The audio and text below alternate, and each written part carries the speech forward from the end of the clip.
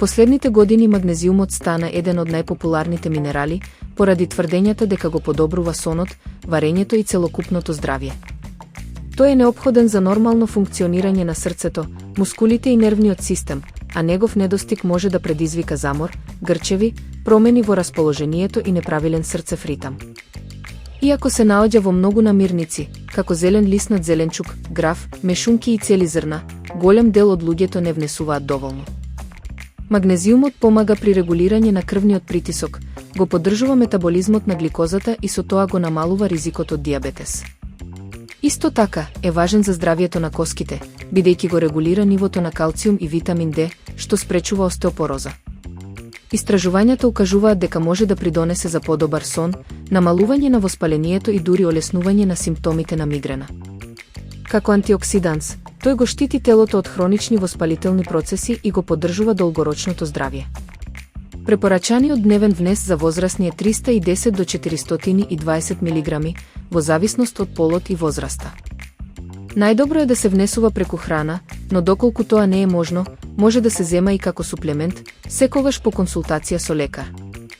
Прекумерниот внес од додатоци може да предизвика несакани ефекти како диареја, грчеви или мачнина, а дози над 5000 мг дневно се опасни.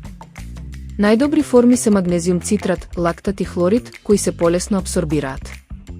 Магнезиумот е безбеден за повеќето луѓе, но оние што земаат диуретици, лекови за срце или антибиотици треба претходно да се консултираат со стручно лице.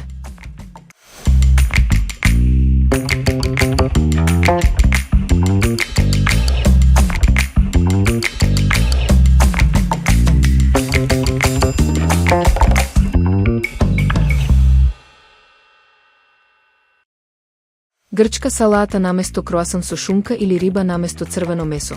Тоа се типични избори на оние кои ја следат медитеранската исхрана, најчесто од здравствени причини. Лекарите ја препорачуваат за намалување на ризикот од срцеви и метаболни заболувања, но експертите предупредуваат дека резултатите не доаѓаат преку ноќ. Потребно е време за да се намалат ризиците од дијабетес или срцев удар, објаснува доктор Стефан Бишов, додавајќи дека понекогаш позитивните ефекти се видливи дури по години или децении. Иако генетиката игра значајна улога во развојот на болестите, начинот на живот и исхраната може да имаат силно заштитно дејство. Луѓето со наследен ризик, вели Бишов, исто така имаат корист од овој тип исхрана, која вклучува многу зеленчук, овошје, интегрални житарки, риба и маслиново масло. Клучот е доследност и умереност, а не краткорочни рестрикции. Медитеранската диета не е создадена за брзо слабење, туку за долгорочно подобрување на здравјето. За намалување на телесната тежина, неопходно е да се внесува помалку енергија отколку што телото троши. Вежбајте повеќе, јадете помалку, тоа е суштината, вели Бишов, нагласувајќи дека овој начин на исхрана најдобро функционира кога станува дел од секојдневниот стил на живот, а не само краткорочен план.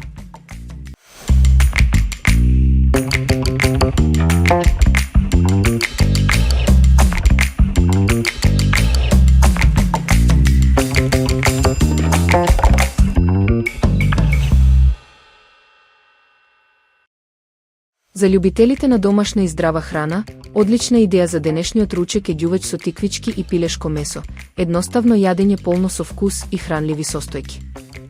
Комбинацијата на свеж зеленчук, ориз и пилешко создава совршен баланс меѓу лесна и заситувачка храна, идеална за целото семејство. За подготовка се користат тиквички, кромит, морков, пиперка, ориз и домати, а се зачинува со малку масло, црвен пипер, сол и бибер. Пилешкото се пропржува одделно, па се додава врз зеленчукот и оризот пред печење. Ѓувечот се пече на 200 степени околу 30 минути, а потоа се остава уште 10 минути за да добие убава златна кора. Резултатот е сочно и ароматично јадење кое совршено се комбинира со чаша јогурт или свежа салата. Брзо, едноставно и хранливо, ѓувечот со тиквички и пилешко е идеален избор за секојдневен домашен ручек.